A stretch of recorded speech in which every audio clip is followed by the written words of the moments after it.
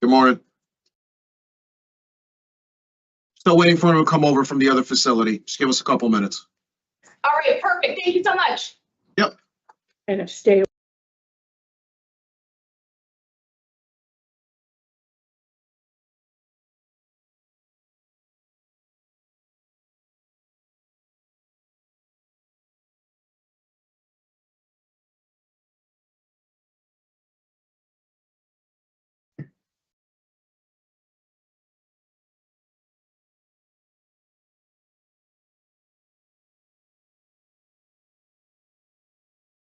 Right. Grab one of these chairs with you. Hi, good morning, Mr. Wise, correct? Good morning. Yes, ma'am. We'll be right with you, okay? Yes, ma'am. All right.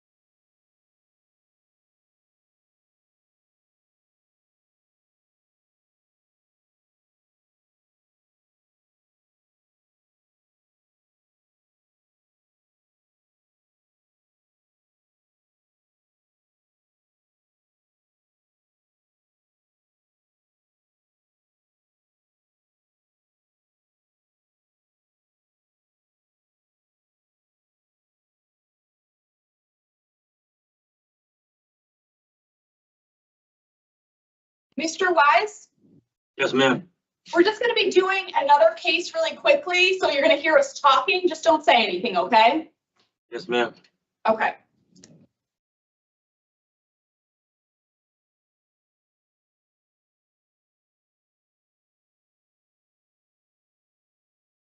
Good morning, my name is Parole Officer Nicholizzi. Today is Wednesday, March 12th, 2025, and this is a case review for Davon Eldemire, number 381261, at the Connecticut Board of Pardons and Paroles.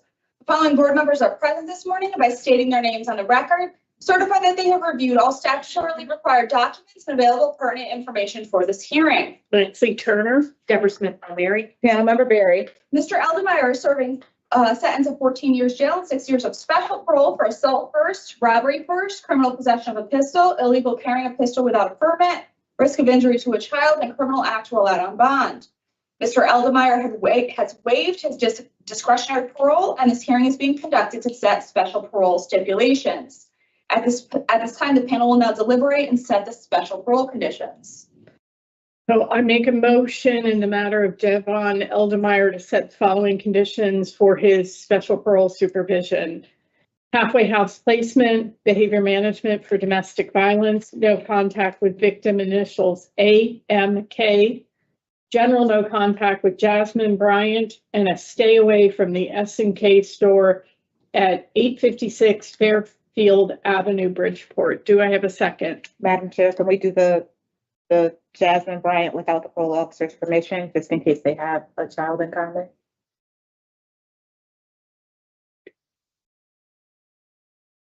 Because I thought that's what I read, that they were, could be wrong. He has a daughter with Tatiana and one with Mariah. Okay, all right, thank you. Sure. Do I have a second? Second. All in favor? Aye. Motion carried. This concludes the case review for to set special parole conditions for Davon Eldemire for 381261.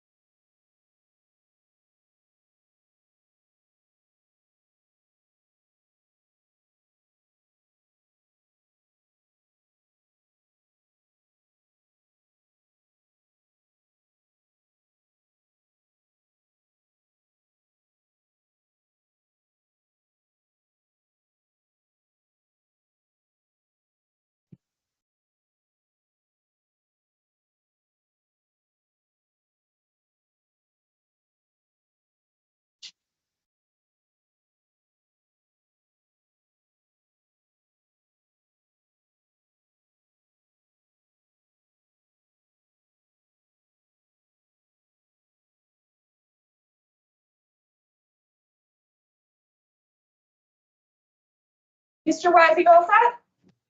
Yes, ma'am. Okay. Good morning. My name is Parole Officer McGlizzy. Today is Wednesday, March 12th, 2025, and this is a hearing of the Connecticut Board of Pardons and Paroles. The following board members are present this morning, and by stating their names on the record, certify that they have reviewed all statutorily required documents and pertinent information for this hearing. Nancy Turner, good morning. Morning, Deborah Smith Palmieri. Panel Member Barry, good morning, sir. Mr. Wise, can you please state your name and inmate number for the record? Wise, inmate number 43364.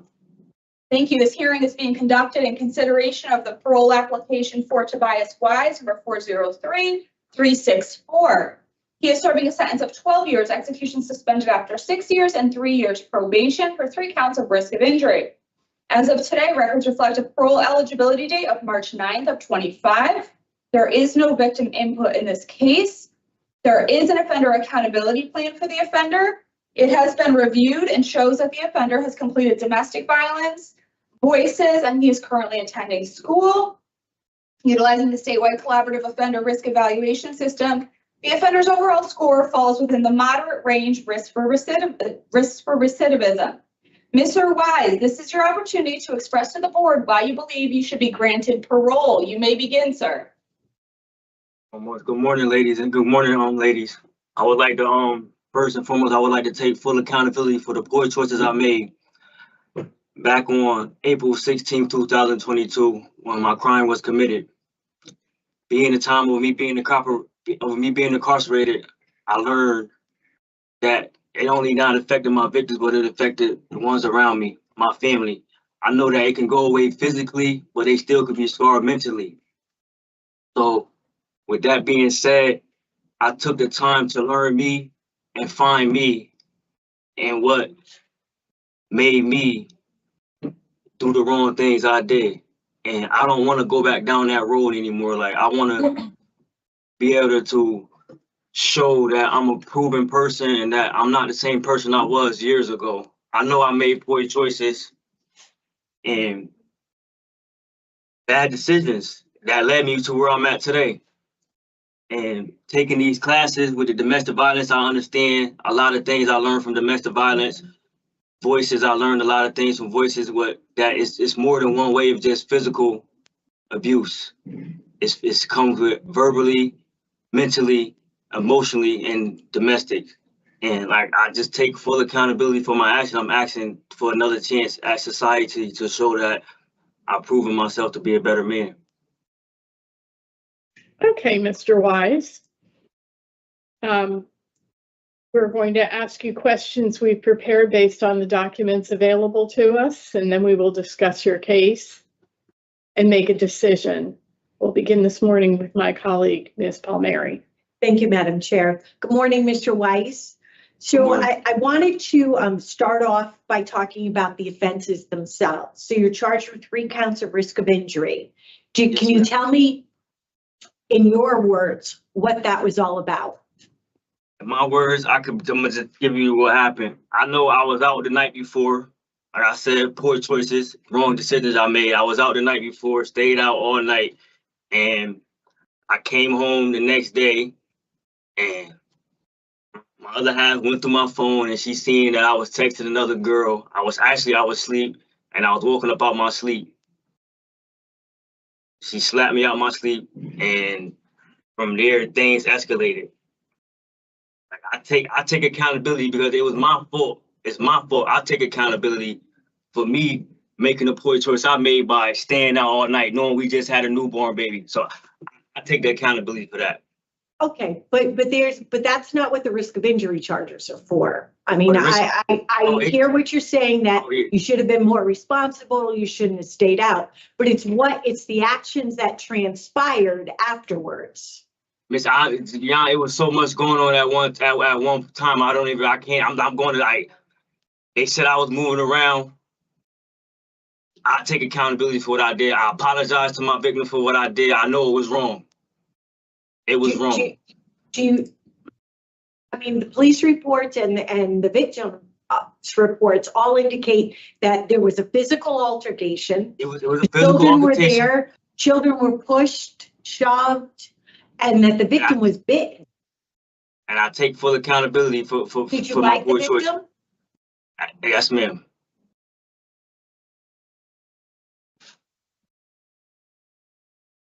Because I did read that you said that you didn't remember. You said if I hit the kids, they said I did it, but I don't remember. How is it that you don't remember? Were you? Because I was out the night before, like I said, I was under the influence. I was under the influence.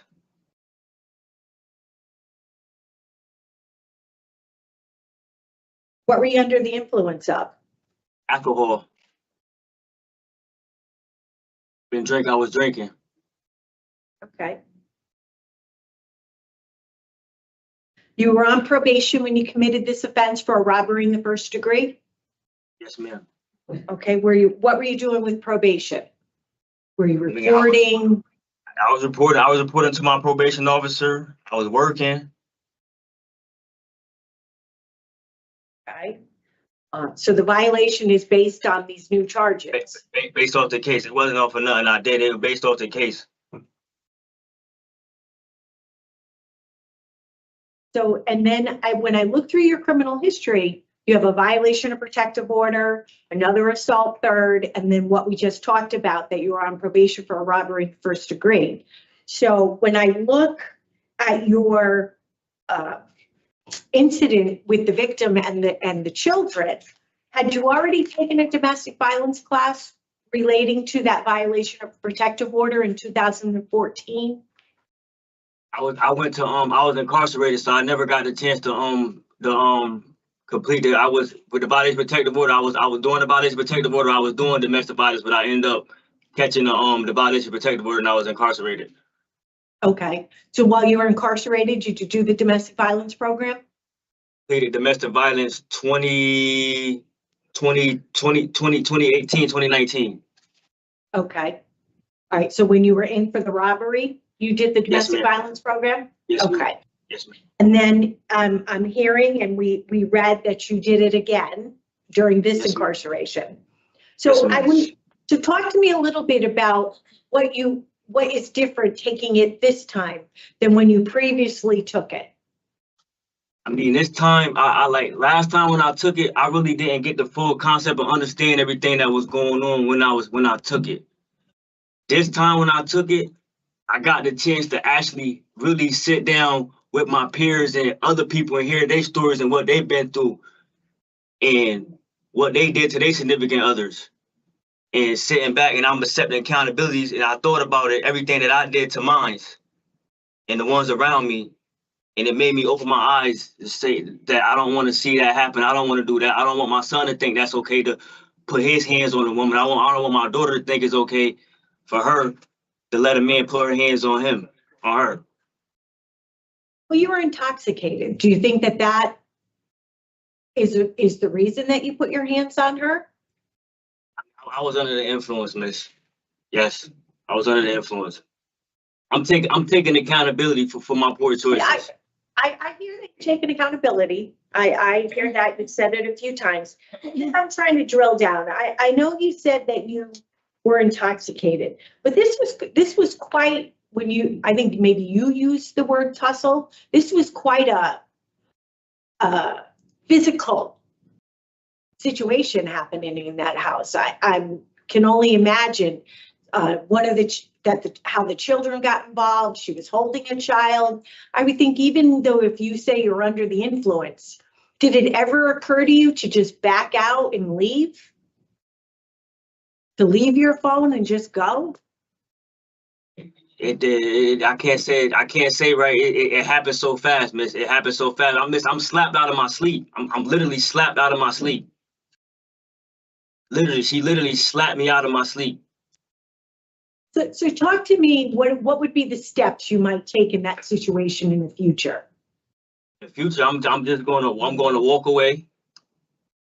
I'm going to walk away. I'm not going to try to put myself in a situation like that again. I'm going to walk away, which I should have did before, just walked away. I would think, you serve time for a violation of a protective order.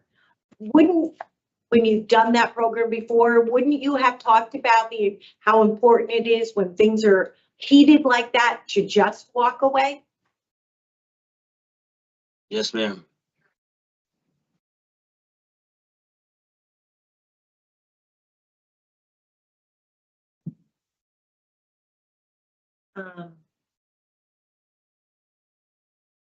So I read in the report from the parole officer that you said, sometimes I get caught out in the moment and get angry. I used to have a hard time calming down, but now I let it go. How do you know that now you let it go? I mean, you're incarcerated now. Because it's still situations in here that triggers us. We still got things in here that Give me an example. it Give could me an be example of when you use these skills to walk away. with peers.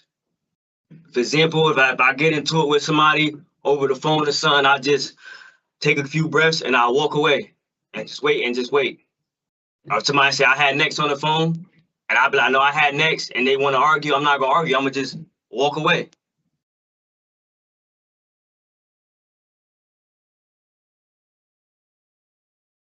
And when you said that I have to work not to have a lot of free time, I have to think about me.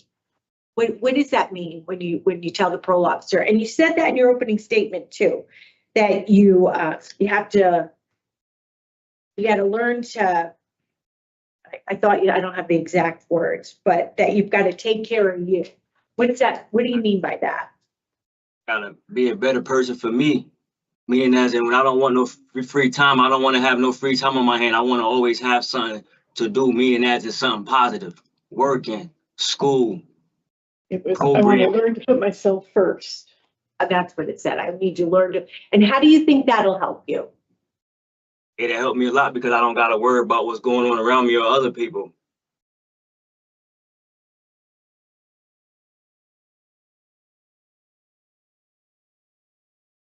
I heard what you said about taking the Voices program. And when you talked about, more than domestic violence, there's more ways to harm a person, physical, emotional. How do you think this affects those children? I mean, mentally, I know that's something they will always remember. And I know that's something they will grow up and always probably look at, like, this happened with this person. Like, physically, it can go away, but mentally, I know they will always be scarred with that.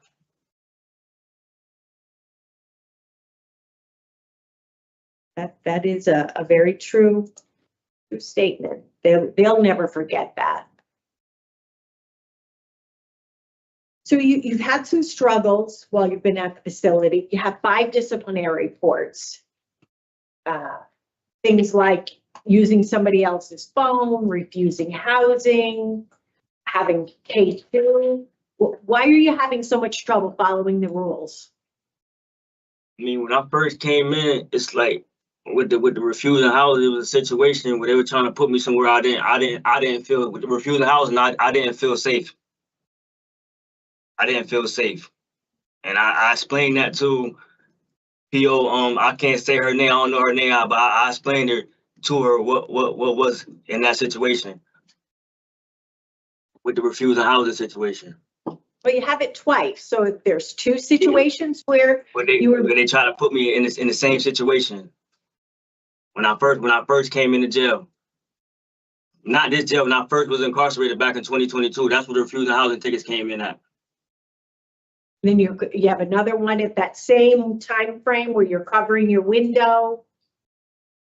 And then why were you in possession of K2? To be honest, I'm taking full accountability. Somebody asked me to bring something to somebody, which was the dumb on my end, putting myself in it. That's a big risk. Dumb. Which was dumb.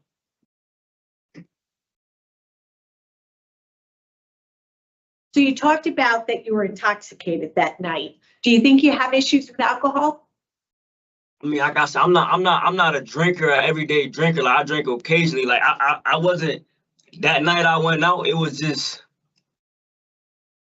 I wanted to just go out because I've been tied down for like the last month and some change with the baby was born, so I've been in the house. I just wanted to go out and just have a few drinks, and it led to me having more than just one cup of drinks. I'm not an abuser. I don't abuse alcohol, none of that. Somebody that abuses alcohol, what do you think that is? Somebody that's every day, on a regular, every day. Do you think it could be a matter of somebody that loses control when they uses it, or doesn't know when enough is enough, even if it's one time a month? Somebody that abuses them, they don't know when enough is enough. When they don't grow, when they reach their limit, when they go past their limit. When I look back at your criminal history and you have that violation of protective order, the assault third, do those involve alcohol use also? I can't go back there. I think I was under the influence back then when I was drinking.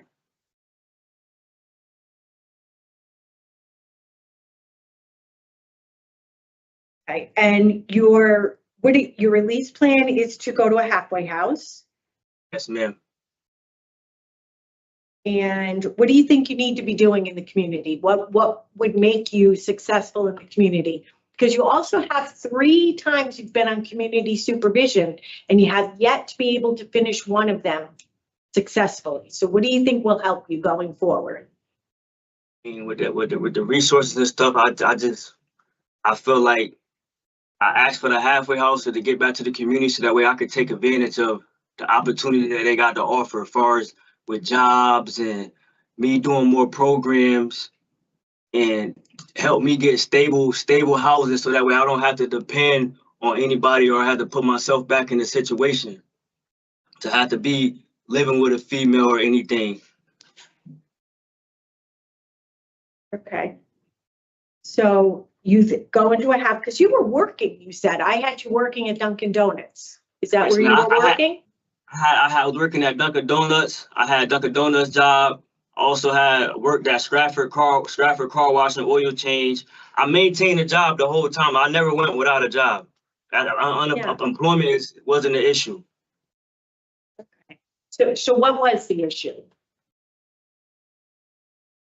Put myself in a situation, being in a situation of making a poor choice of going out my way, staying out, and being in a relationship. That's what I come to realize. That's my number one, my downfall, relationships.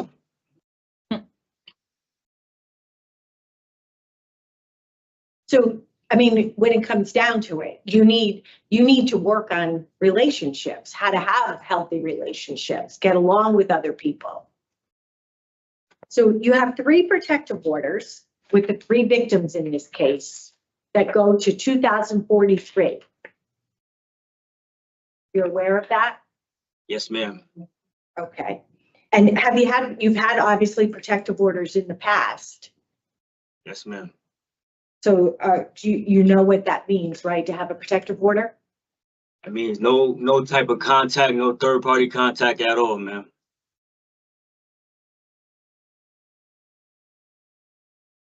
Anything else that I should have asked you about? Yeah. So just to kind of summarize, so you've taken the domestic violence program currently and 1 or 2 times before this? I took it this time and then I took it the last time. All right, so you were taking it in the community, but you didn't finish because you were arrested. Then you took it once when you were incarcerated on the robbery charge, and then just now. So probably 2.5 times.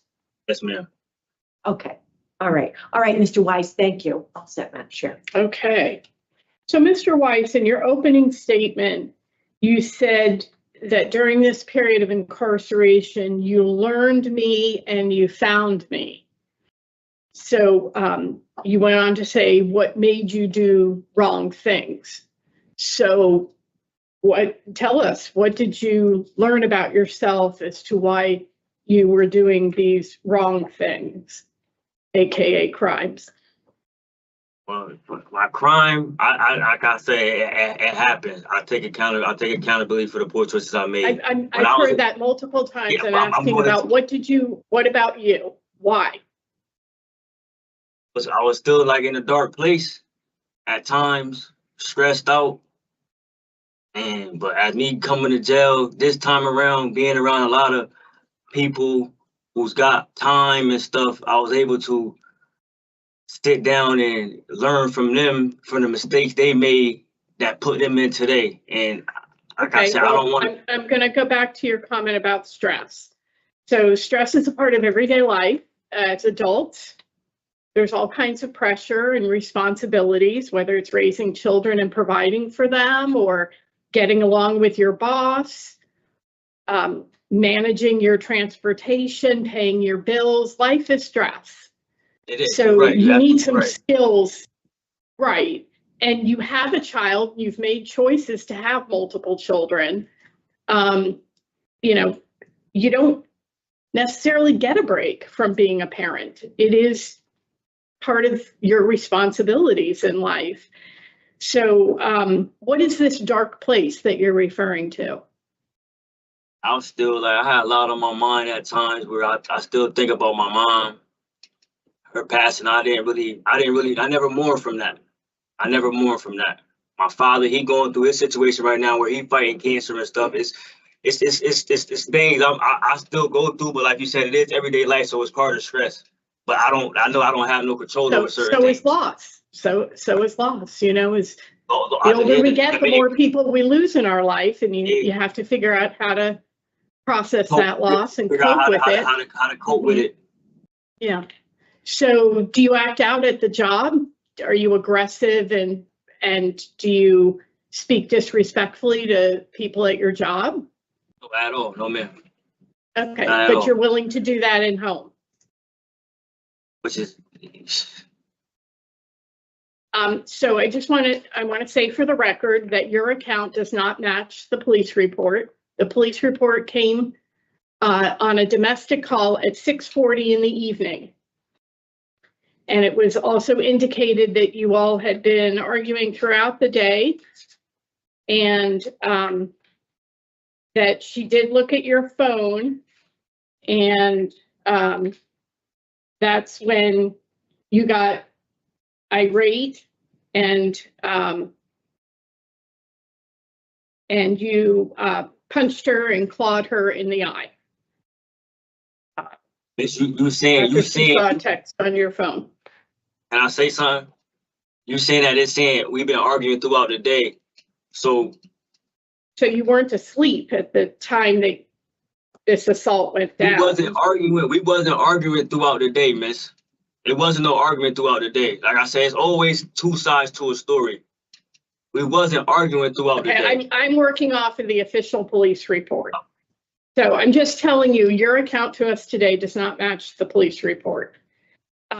And you had already said to Officer Michelizzi that you didn't remember. You didn't remember half the things that you did, including striking the children.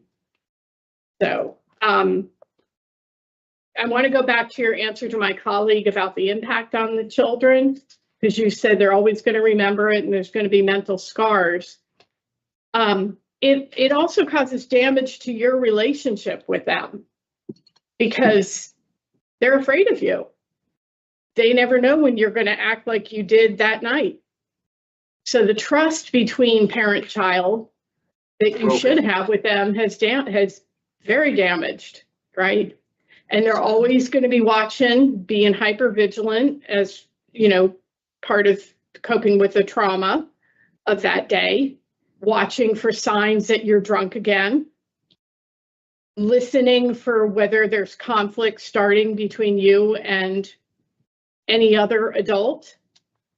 So, you know, you really need to look into, whether it's in the facility or when you're back in the community, a parenting program, because you've got a lot of ground to gain back with your children in order to have an authentic relationship with them.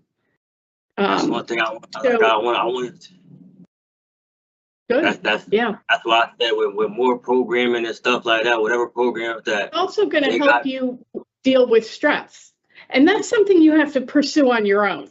We're not going to stipulate you to go take a fatherhood program. You should intrinsically within yourself want that for the relationship.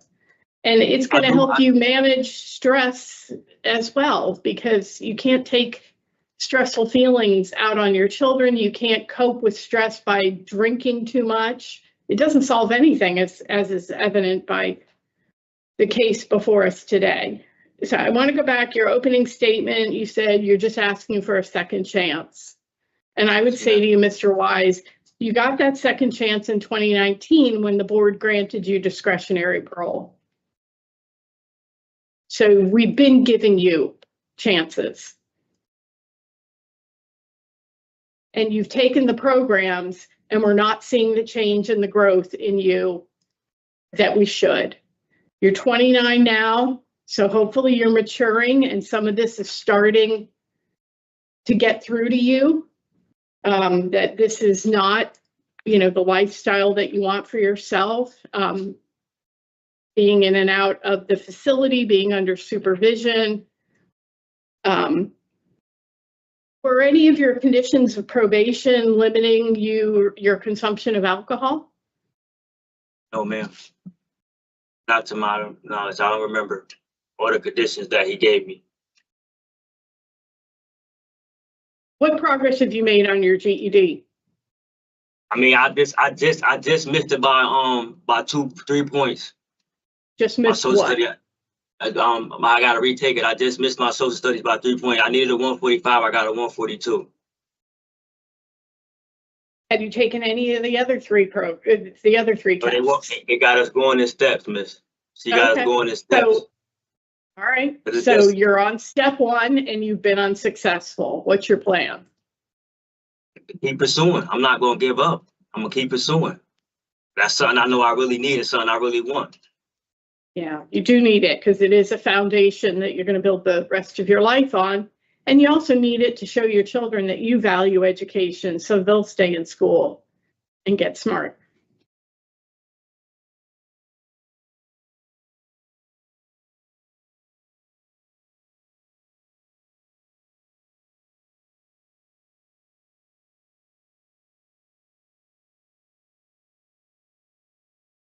So I'm not sure in the note taking that I did while you made your opening statement that I heard you actually apologize. I know you took full accountability. You talked about your poor choices.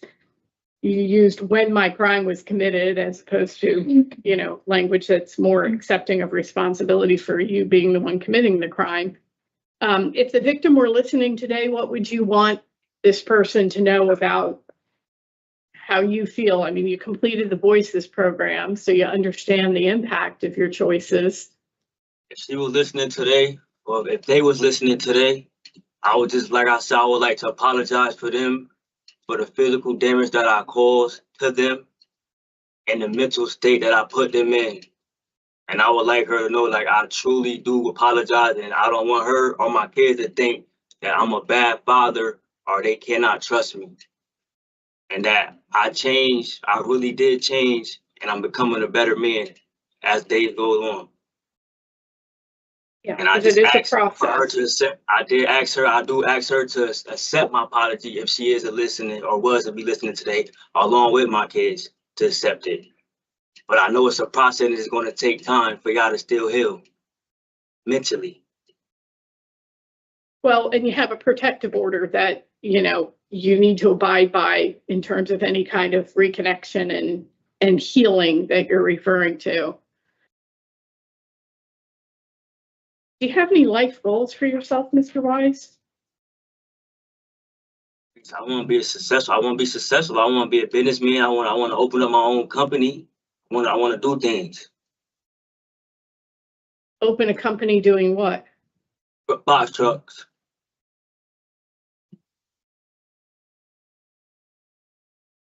Well, you need to further your education if you're going to make a successful go of that big goal. That's pretty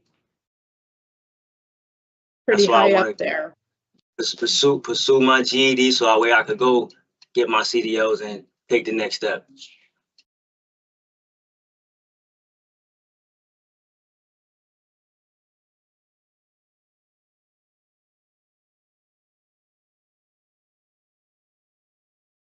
Do you see that,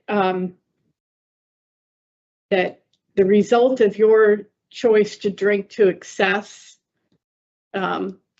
not only harmed a lot of people, it harmed you, and now you're incarcerated, and that it is a problem if you can't remember the details of the Yes, ma'am. incident? Yes, ma'am. I see. So, you know, you don't have to be drinking every day for alcohol. You don't. It to can be a take one drink. problematic. Can I finish? Yes, To ma'am. be a problematic choice for you. Especially, you know, as you've admitted, you went too far, didn't know when to stop. So. All right. Panel member Barry, any questions for Mr. Wise? No. Thank you. Okay. So, Mr. Wise, please sit quietly while we discuss your case. Ms. Palmieri? Thank you, Madam Chair. So Mr. Weiss, he's before us today for the three risk of injury counts. He has an underlying violation of probation where probation was terminated on the robbery first, and he has an unconditional discharge on the assault. He has a 6-year sentence with 3 years probation to follow his 12 years of that, 12-year suspended years that he's currently serving. Does have a history of domestic violence, a history of a violation of protective order. As I go back through the case, there were actually 3 protective orders in place on the last case. It's very troubling that he's had the domestic violence program a number of times and he still struggles with his behaviors and how to respond to difficult, stressful situations. Seems to me he keeps saying he should just walk away, and he seems to be unable to practice that strategy.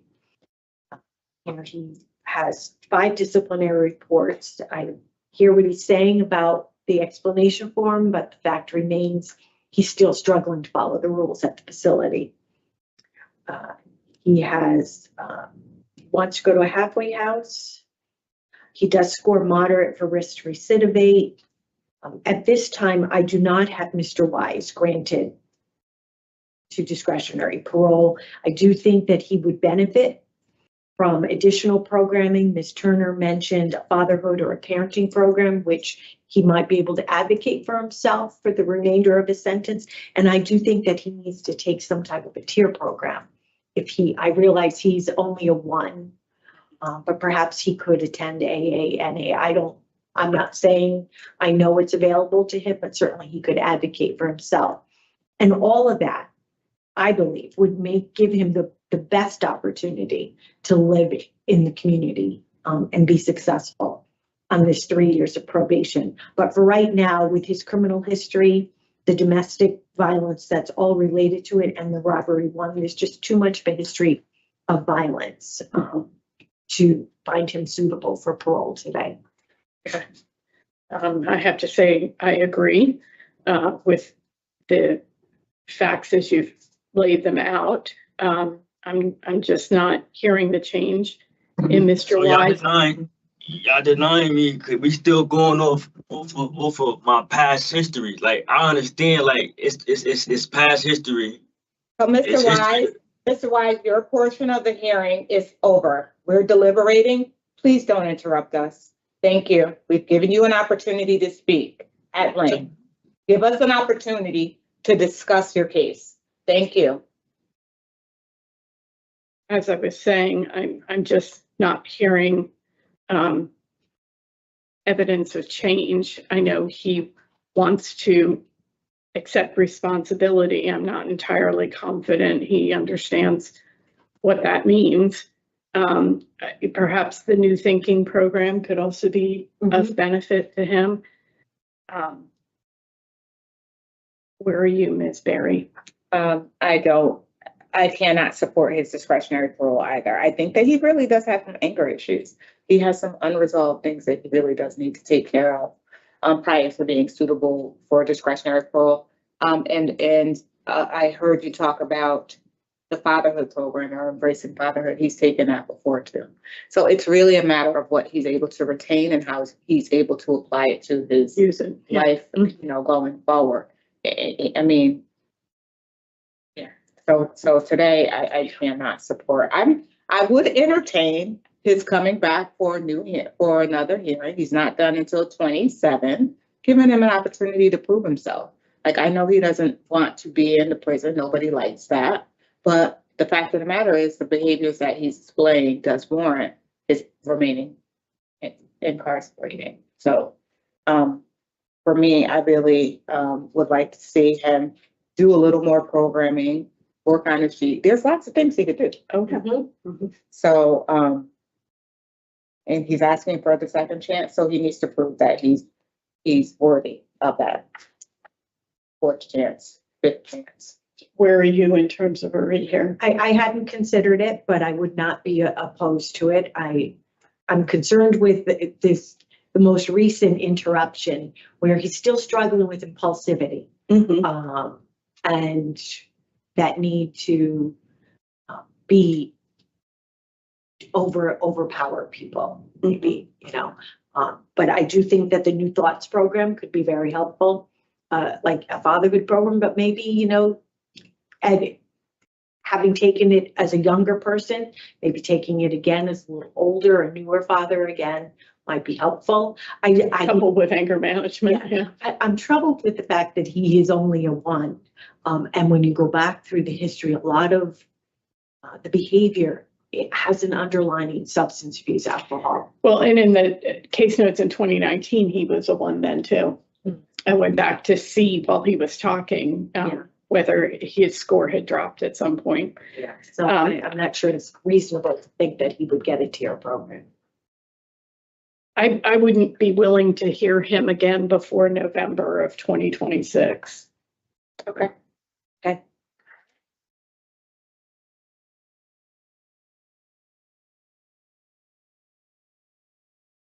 So the reasons right now would be poor institutional adjustment, inadequate evidence of offender change, and I'd add inadequate release plan. If he's coming back before us, he should use this time to develop a stronger release plan. Are you okay with those 3? Yes. All right, Mr. Wise, in the matter of Tobias Wise, inmate number 403364, there is a motion to deny parole at this time for the following reasons. Your poor institutional adjustment, inadequate evidence of offender change, and an inadequate release plan. I further move to rehear you in November of 2026 with the recommendation that you not get any additional disciplinary reports and you complete additional programming to benefit yourself, such as a fatherhood program, anger management, New Thoughts, and continue on your efforts to obtain your GED. Do I have a second? Second. All in favor? Aye. Aye. That's the best we can do for you, Mr. Wise. Now, ball's in your court. If you want to step up and get busy, we recommend you do so. Thank you. I appreciate you. Have a good morning. This concludes the hearing for Tobias Wise, number 403364.